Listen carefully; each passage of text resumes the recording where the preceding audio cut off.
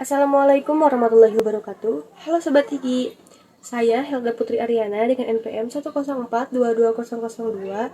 Saya dari kelas C1 Akuntansi. Pada pertemuan kali ini saya akan membahas tentang Artificial Intelligence atau sering kita maksudi dengan AI. Apa saja sih yang dimaksud dengan Artificial Intelligence ataupun AI itu? Mari kita bahas dan simak video ini sampai beres. Definisi cerdas, yaitu kemampuan untuk mengerti atau memahami sesuatu dengan cepat dan tepat. Dan perilaku cerdas dapat ditandai atau diperoleh dengan belajar atau mengerti dari pengalaman dan memecahkan hal yang bersifat mendua atau kontradiktif. Pengertian AI. Menurut Suparman tahun 1991, Artificial Intelligence atau kecerdasan buatan merupakan sub-bidang pengetahuan komputer yang khusus ditujukan untuk membuat software dan hardware yang sepenuhnya bisa menirukan beberapa fungsi otak manusia. Komponen AI. Yang pertama, basis pengetahuan atau knowledge base, berisi fakta-fakta, teori, pemikiran, dan hubungan antara satu dengan yang lainnya. Yang kedua, motor inference atau inference engine, yaitu kemampuan untuk menarik kesimpulan berdasarkan pengalaman. Perbedaan AI dari kecerdasan alami dan kecerdasan buatan. Kecerdasan alami yaitu memiliki poin-poin tertentu sebagai berikut: cepat mengalami perubahan atau bersifat lebih kreatif, tidak mudah diduplikasi dan disebarkan karena mentransfer pengetahuan manusia dari satu orang ke orang lain membutuhkan proses yang sangat lama, dan juga suatu keahlian itu tidak akan pernah dapat diduplikasi dengan lengkap. Lebih mahal karena harus mendatangkan seseorang untuk mengerjakan sejumlah pekerjaan dalam jangka waktu yang sangat lama.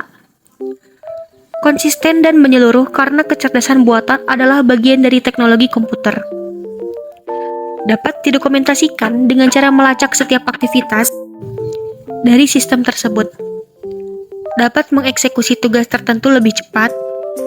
Dan yang terakhir, dapat menjalankan tugas tertentu lebih baik dari banyak atau kebanyakan orang.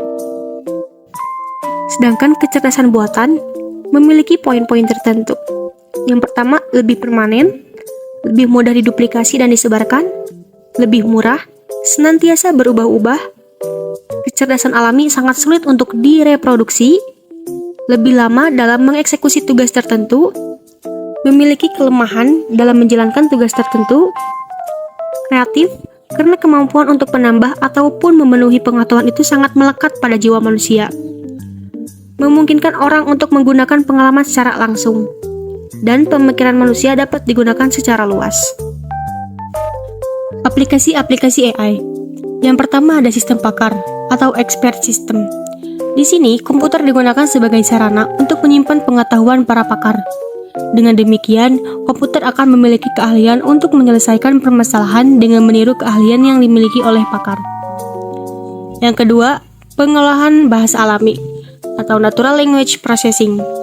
Dengan pengolahan bahasa alami ini, diharapkan user dapat berkomunikasi dengan komputer dengan menggunakan bahasa sehari-hari. Selanjutnya, pengenalan ucapan atau speech recognition. Melalui pengenalan ucapan, diharapkan manusia dapat berkomunikasi dengan komputer dengan menggunakan suara. Yang keempat, robotika dan sistem sensor atau robotics and sensory system.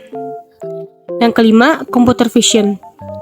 Mencoba untuk dapat menginterpretasikan gambar atau objek-objek tampak melalui komputer. Yang keenam, intelligent computer aided instruction. Komputer dapat digunakan sebagai tutor yang dapat melatih dan mengajar. Dan yang terakhir, game playing. AI ini mendapat kelebihan, diantaranya lebih bersifat permanen, lebih mudah diduplikasi dan disebarkan, lebih murah, bersifat konsisten dan teliti karena kecerdasan buatan adalah kegiatan dari teknologi komputer, sedangkan kecerdasan alami senantiasa berubah-ubah. Dapat didokumentasi. Keputusan yang dibuat komputer dapat didokumentasi dengan mudah dengan cara melacak setiap aktivitas dari sistem tersebut. Kecerdasan alami sangat sulit untuk direproduksi. dan dapat mengerjakan beberapa tasks lebih cepat dan lebih baik dibanding manusia.